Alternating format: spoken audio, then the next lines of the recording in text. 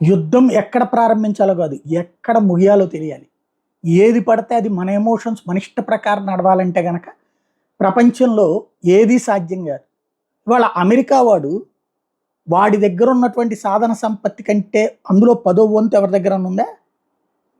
మరి వాడు ఆఫ్ఘనిస్తాన్ నుండి ఎందుకు వచ్చేసాడు?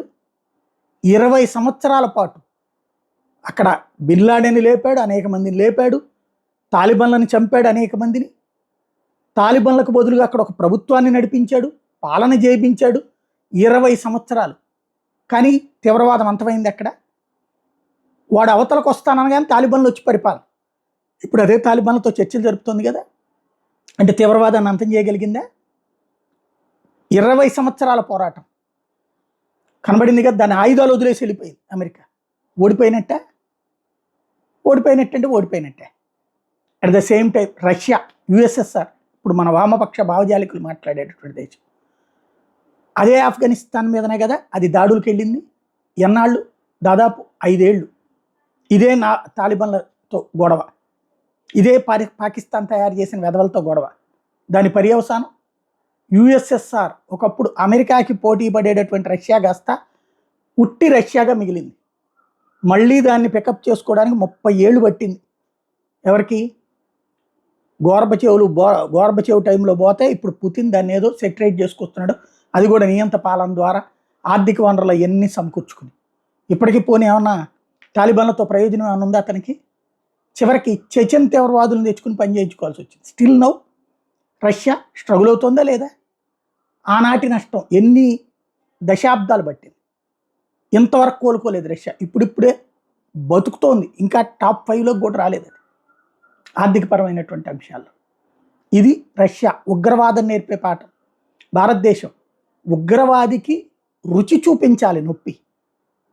ఆ రుచే చూపించింది మోడీ వచ్చిన తర్వాత. అంతకుముందు అత్తారింటికి వచ్చిపోయి అల్లుళ్ళలాగా ఇక్కడికి రావడం, పేలుళ్ళ తగలబెట్టడమా, చంపేయడమా, ప్రశాంతంగా పోతారు. అదేమంటే వచ్చినోడు పోతాడు ఆత్మాహుతి, అంతకు మించి ఏం కాదు.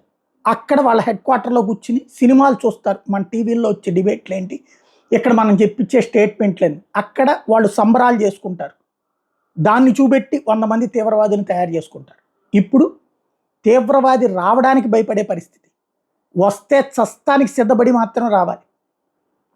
అయినా కష్టం ఉంటుంది, నష్టం ఉంటుంది. ఎందుకంటే ఏ దిక్కులు దివాణం లేని ఎదవల్ని ఎంతమందిని కంట్రోల్ చేస్తాం, ఏమని చేయగలుగుతాం? కాబట్టి మనం ఏం చేసాం? సర్జికల్ స్ట్రైక్ 1 తీవ్రవాద శిబిరాలనే కొట్టాం, సర్జికల్ స్ట్రైక్ 2 తీవ్రవాద శిబిరాలనే కొట్టాం, ఇప్పుడు ఆపరేషన్ సింధూర్ తీవ్రవాద శిబిరాలనే కొట్టాం. ఎక్కడ తగ్గింది? ఏం తగ్గింది? ఇందులో ఎక్కడ వెనక్కిపోయాం? ఇంకొకటి, మన లక్ష్యం తీవ్రవాదిని భయపెట్టి కంట్రోల్లో ఉంచడం, అంతేగాని తీవ్రవాదం మొత్తం అంతం చేయడం ఎవరి వల్ల కాదు. వాడిని అప్పచెప్పే వీడిని అప్పచెప్పే అని ఎందుకు అడగట్లేదు అంటే, వాడిని అప్పచెప్పాడు. దావూద్ ఇబ్రహీంని అప్పచెప్పలేదు, బిన్ లాడెన్ అప్పచెప్పాడు అమెరికాకాడు. తర్వాత వచ్చినటువంటి ఆల్-ఖైదా చీఫ్ని అప్పచెప్పాడు పాకిస్తానుడు. అప్పచెప్తానంటే ఆ పాకిస్తాన్ ప్రధానమంత్రి లేచిపోతాడు, పాకిస్తాన్ సైన్యాధికారి చచ్చిపోతాడు. అందుకని తెర వెనక నుండి మొసాద్కి లేకపోతే సిఐఏకి సహకరించి వాళ్ళు చావడానికి సహకరించారు. అలా చేసినందుకు మళ్ళీ పాకిస్తాన్లో ఉన్నటువంటి సైనికాధికారులను చంపేసినటువంటి సందర్భాలు కూడా ఉన్నాయి దానికి సహకరించినటువంటి వాళ్ళు. కాబట్టి అదొక బ్లాక్ వరల్డ్తో ఎప్పుడు మనం పోలీస్గా భయపెట్టాలి అంతే తప్పించి దాని అంతమంటూ కూర్చుంటే, ఆ పంతంతో కూర్చుంటే రష్యా ప్రత్యక్ష సాక్ష్యం, అమెరికా ప్రత్యక్షంగా మన కళ్ళెదురుగుండా నిదర్శనం. అందుకనినే కొట్టి చూపెట్టాం. తర్వాతన దాన్ని అడ్డు పెట్టుకుని వచ్చినటువంటి పాకిస్తాన్కి చెప్పాల్సిన బుద్ధి చెప్పాం. ఒక్కటంటే ఒక్కటి కూడా మనకి నష్టం కలగకుండా వాళ్ళకి ఎంత నష్టం జరగాలో చేసాం.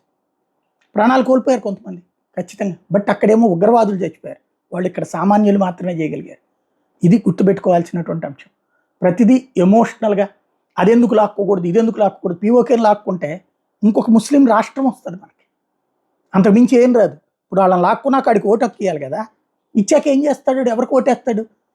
వాళ్ళని తన్ని లాక్కొచ్చినట్టు మోడీకి ఓటేస్తాడా? మళ్ళీ అప్పుడు కాంగ్రెస్ పార్టీ వస్తుంది అధికారంలోకి, లేదంటే మళ్ళీ ఒక ఓవైసీనో లేకపోతే ముఫ్తీ మహమ్మద్ సయీదో అట్టంటి వాళ్ళు వస్తారు. వాళ్ళు మన నెత్తిన ఏమైనా పాలు పోస్తారా వాళ్ళని తీసుకున్నాక?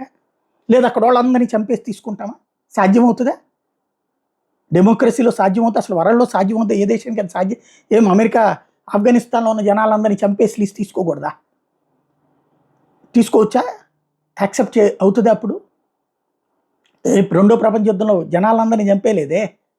ఎక్కడో ఎందుకు ఇప్పుడు జరుగుతున్నటువంటి ఇరాన్ ఇరాన్ సృష్టించిన యుద్ధం మీదను కూడా తీవ్రవాదులు చంపుతుంటే జనం చస్తున్నారు, కానీ జనాలందరినీ చంపాలని గాజీ అందరినీ బూడి చేసి అవతల పడేచ్చు కదా, చేయలేదు కదా. అణుబాంబుల్ని వాడగలచ్చు, ఆ తర్వాత ప్రపంచం ముందు ఏకాకులం అవుతాం. అమెరికాలో ట్రంప్ ఆంక్షలు పెట్టి ఉద్యోగాలకు సంబంధించి మా వాళ్ళే ఉండాలంటేనే మనం రచ్చరచ్చ చేస్తున్నాం.